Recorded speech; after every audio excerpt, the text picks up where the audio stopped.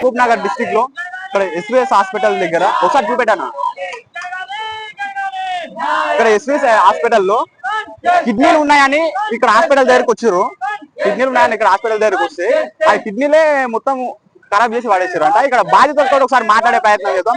రానా కొంచెం లేస్తారా? చెప్పండి బ్రదర్, అసలు ఏం ప్రాబ్లం? దాదాపు మేము 24 తారీఖు గత నెల 24 తారీఖు మా పేషెంట్ కి కడుపులో నొప్పి వస్తుందని మేము హాస్పిటల్ కి తీసుకొచ్చినాము. ఇక్కడికి తీసుకొచ్చిన తర్వాత డాక్టర్స్ మాకేంటంటే అన్ని పరీక్షలు నిర్వహించి మీకు కిడ్నీలో స్టోన్స్ ఉన్నాయని మాకు చెప్పడం జరిగింది. దానికి అనుగుణంగానే సర్జరీ గురించి ప్లాన్ చేసుకోవడానికి మేము ప్లాన్ చేసుకొని మేము డాక్టర్ వారి ఆధ్వర్యంలో ట్రీట్మెంట్ అందించుకొని వెళ్ళడానికి మేము ఆ రోజు అనేది మేము వాళ్ళకందరికీ కూడా సహకరించినప్పటికీ వాళ్ళు మీ బాడీలో అంటే మీకు కొంచెం షుగర్ అంటే నార్మల్ వాల్యూస్ వచ్చేంత వరకు కొంచెం బీపీ షుగర్ ఉంది, పేషెంట్ నార్మల్ వాల్యూకి వచ్చే వరకు మీరు ట్రీట్మెంట్ మెడిసిన్ వాడండి అని చెప్పడం వల్ల మేము ఆ పేషెంట్ అదే రోజు మేము ఇంటికి తీసుకెళ్ళి వెళ్ళినాము.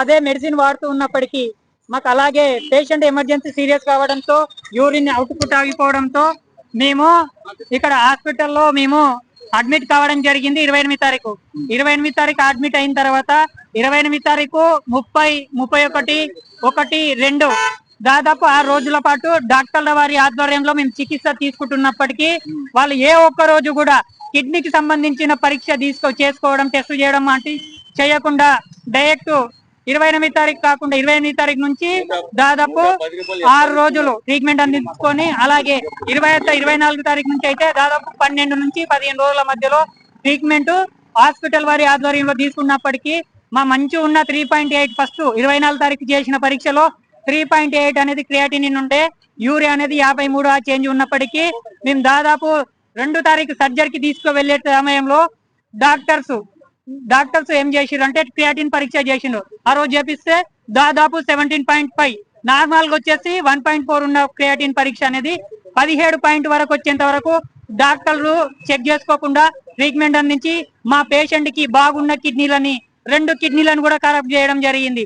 పాడవపోవడం వల్ల మేము డయాలసిస్ ఆరోగ్యశ్రీలో అదే ఇక్కడ హాస్పిటల్లో గొడవ చేయడం వల్ల రాత్రి 10 గంటలకు మీ 10:30కు వచ్చి మేము ఇక్కడ హాస్పిటల్ వాళ్ళతో గొడవ పడితే ఆరోగ్యశ్రీలో అడ్మిట్ చేసుకొని మాకు చికిత్స అందించి 4 రోజులు అందించేసి మీ 3 డయాలసిస్లు అయిపోయినాయి, ఓకేనా, మీరు డబ్బులు కడితేనే మేము సర్జరీ చేస్తాం, స్టంట్లు వేస్తాం, మీతో ఏదైనా చికిత్స అందిస్తాం అని చెప్పడం జరుగుతుంది. అలాగే మా పర్మిషన్స్ లేకుండా మా పేషెంట్ అటెండర్స్ ఎవ్వరు పర్మిషన్ లేకుండా లామా గాని డిశ్చార్జ్ గాని చేయడం జరిగింది. ఆ చేసిన మాకు ఇంతవరకు కూడా ఆ డిశ్చార్జ్ సమ్మరితో పాటు మిగతాది ఎలాంటిది కూడా అందియలేడు.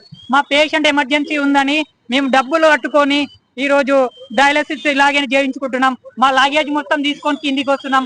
మేము ఫస్ట్ రోజు డే 1 నుంచి ఇక్కడ ఏదైతే ఓపీ తీసుకొని మొత్తం వచ్చినామో డే 1 రోజు నుంచి ఈ రోజు మధ్యాహ్నం వరకు జరిగిన ట్రీట్మెంట్ ప్రతిదీ కూడా మా కేసెట్ విత్ ప్రూఫ్లతో సహా ఉంది.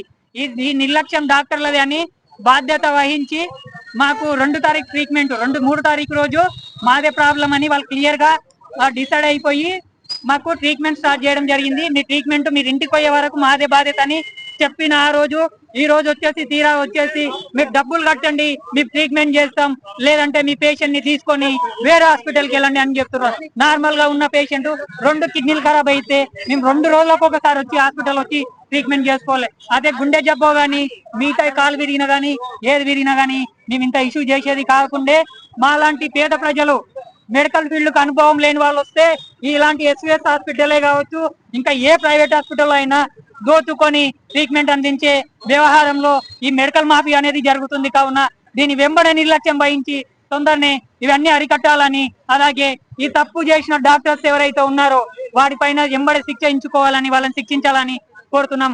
అలాగే ఈ మెడికల్ కాలేజ్ మనకు తక్కువ డబ్బులకు ట్రీట్మెంట్ తక్కువ చేసుకుంటామని మనం ఇలాంటి పేద ప్రజలం కాబట్టి ఈ ఎస్విఎస్ మెడికల్ కాలేజ్ లో కానీ ఈ గవర్నమెంట్ హాస్పిటల్ లో కానీ కోసం వచ్చినప్పటికీ వీళ్ళు ఏంటంటే ఈ ట్రీట్మెంట్ అందించకుండా వాళ్ళకి వాళ్ళు ఇంటెన్సివ్ లో ఉంటారు.